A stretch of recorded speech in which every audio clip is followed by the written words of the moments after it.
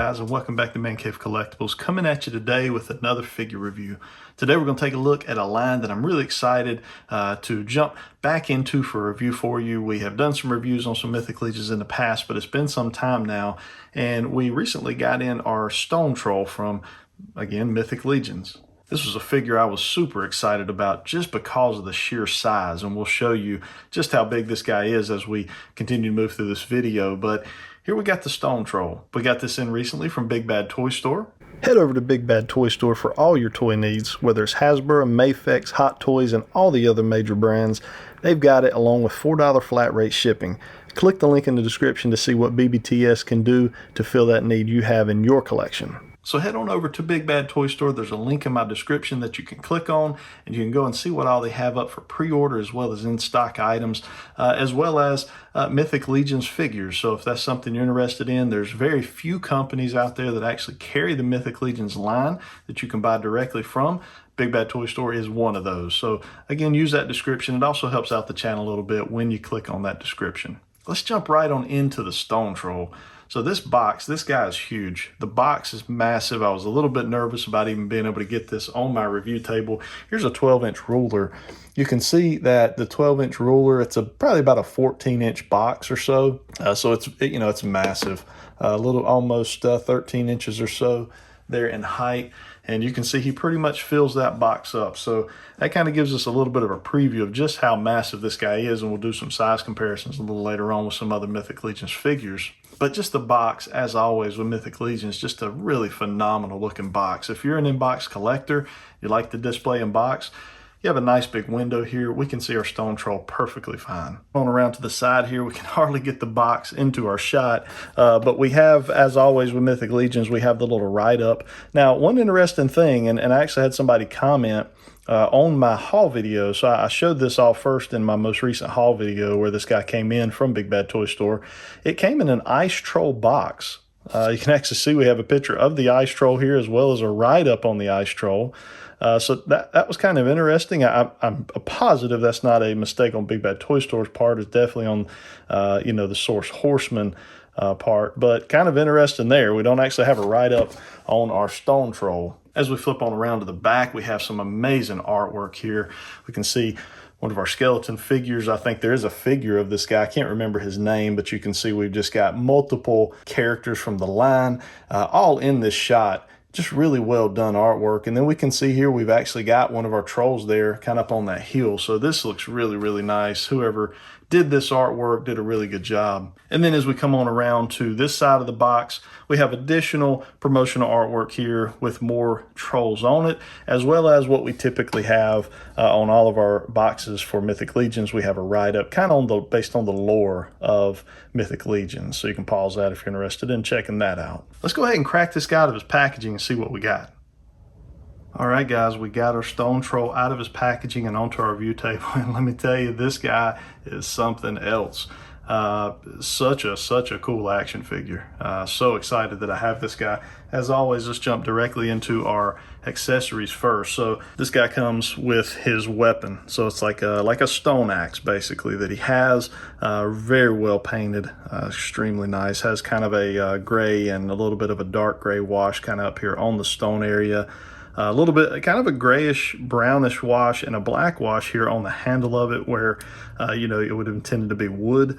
And then the metal bits here have kind of a brown, rustic type of look to them. I mean, it's just phenomenally sculpted and phenomenally painted, as we typically see with most of our Mythic Legions figures. Very few Mythic Legions figures that I have or have reviewed have we been able to find very many QC issues. Now, this one does actually separate there. Now, I'm not exactly sure the purpose behind that. I don't know if there's a way to intermingle some of the heads to this weapon where you can swap them out. Now, he only comes with these two pieces here, but it slides back in real nice, and the seam is pretty much unnoticeable. So it looks really, really good. That'll fit, there directly in his hand. So we'll take a look at how that looks in his hand here a little bit later in the video. Also, just to add one more thing here, it does kind of have some interesting writing I don't know if it's called hieroglyphics or what it is.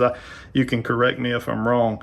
Whatever that's called. I'm sure some of our Mythic Legions gurus out there can correct me, but if that has any significance, you know, drop it in the comments there below for me. But just kind of some cool design work there in the stone. And then we got an additional head sculpt, and we'll take a little closer look at kind of what's different between the two head sculpts. But just taking a quick look at that one, it kind of has a nose that kind of extends out over the bottom jaw. The ear's a little more pointy and upright.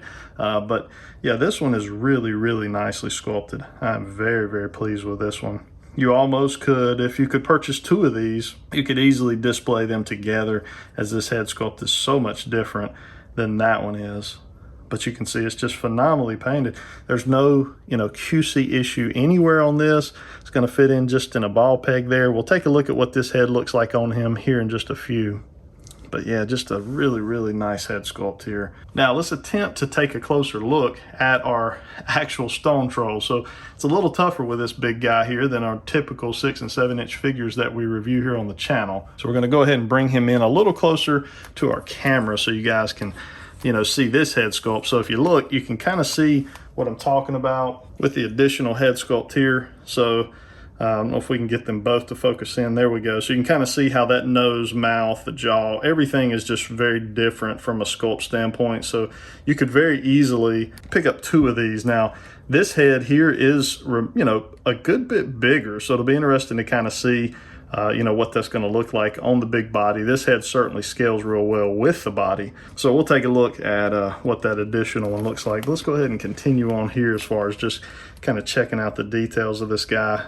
I mean, the teeth, everything is just perfect. I wish, you know, every figure company that put out figures kind of took the time and paid the attention to detail that Mythic Legions does. And then as we kind of move on down the body here, you can just see we got kind of these stone areas. It's almost like, you know, stone warts almost that we would consider these kind of sticking off. He's kind of got some scaly, almost like dragon-like skin, you know, down here on his arms and into his hands. He's got those gauntlets that are real nicely painted.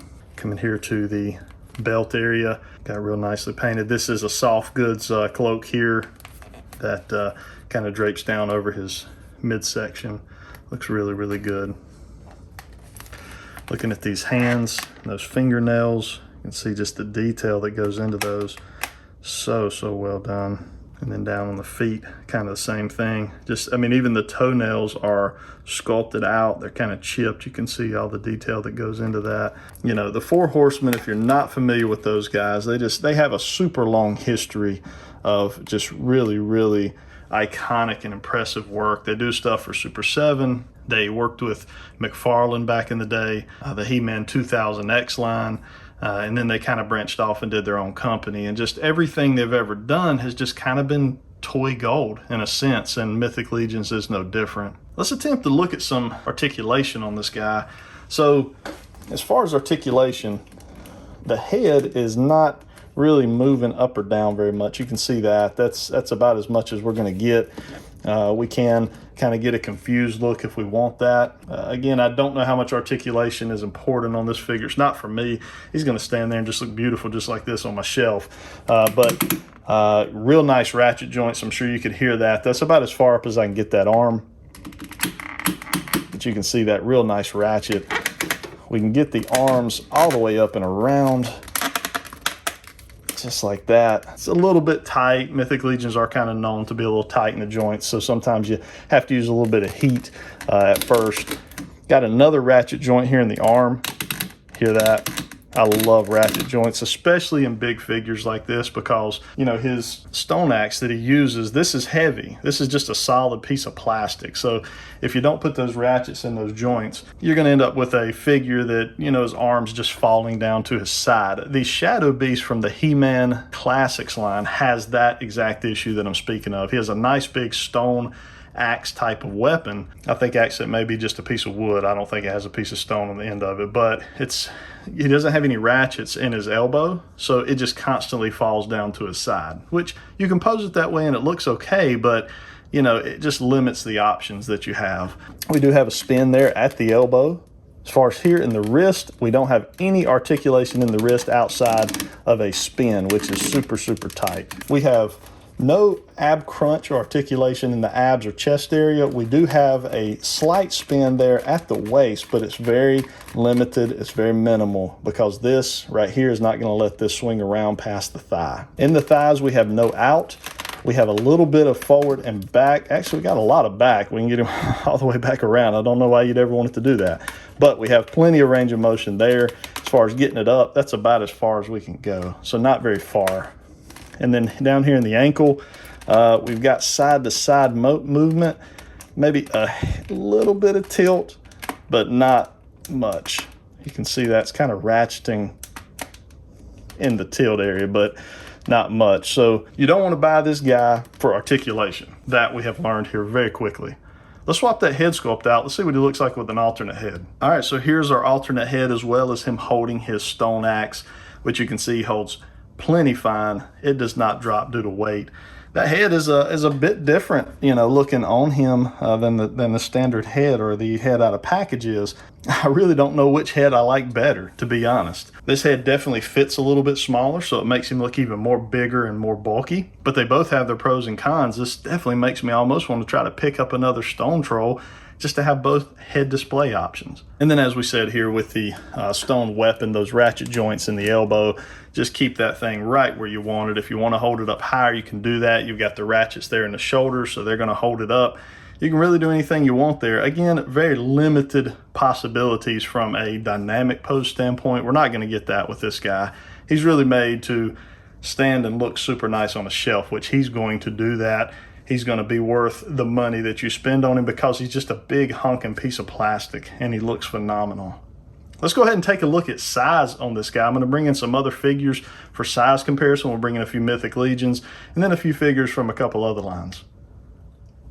Okay guys, so here's a couple Mythic Legions. So we got Redfin here on the right. We've got one of our ogres on the left. And we got our ogre looking at our stone troll like, where have you come from? Because for the longest time here, our ogre has been our biggest figure on my Mythic Legion shelf, and he has now been dwarfed. So you can see even with the ogre just how large he is compared to Redfin over here, which Redfin is a smaller figure. He's on that kind of dwarf scale for Mythic Legions. But just taking a quick look here at our actual size. So our ogre there runs at about 9 inches tall. So you can tell he is a very large figure, right at about maybe a hair over 5.5, between 5.5 and 6 inches tall with the hair. With our troll, almost 12 inches tall. So this is a massive fellow. I'll bring in a couple figures from a few other lines if you're not that familiar with Mythic Legions. This will just kind of help you put a little bit more of a size understanding. Bring in some of the kind of more mainline figures. So here's a couple figures from a couple main lines here. We got our Super 7 Thundercats Lion-O, which is on a 7-inch scale. And then we got our 6-inch Cyclops from Marvel Legends. So that's kind of your standard 6-inch figure. You can just see how massive he is. He just dwarfs those guys. Kind of my ending thoughts on this, guys, is if you're a Mythic Legions collector, this is kind of a must-have for your collection. Just to kind of throw that additional scale in there, you can see how much bigger he is than our ogre figure. And then just from a detail and sculpt standpoint, you're going to be hard pressed to find better than Mythic Legions at their price point. So this is very much a recommended figure from ManCave Collectibles. Again, you can go out there and click on that link in my description to check out this guy and the other Mythic Legions that are available for pre-order through the Big Bad Toy Store website. If you guys enjoyed this video, hit that like button. If you're not a subscriber, consider subscribing to the channel. Would love to have you as part of the ManCave Collectibles team. And as always, drop those comments down below so we can talk about this figure. What do you think of it? Do you like it? Is it something you'd like to pick up? If you're not into Mythic Legions, it may be something you want to look into. I was a bit skeptical of Mythic Legions myself, and once I bought the first figure, it quickly became and rose to the top of my favorite lines out there in general. So it is definitely something to take a look at. I hope you guys have a good rest of your day. Until next time.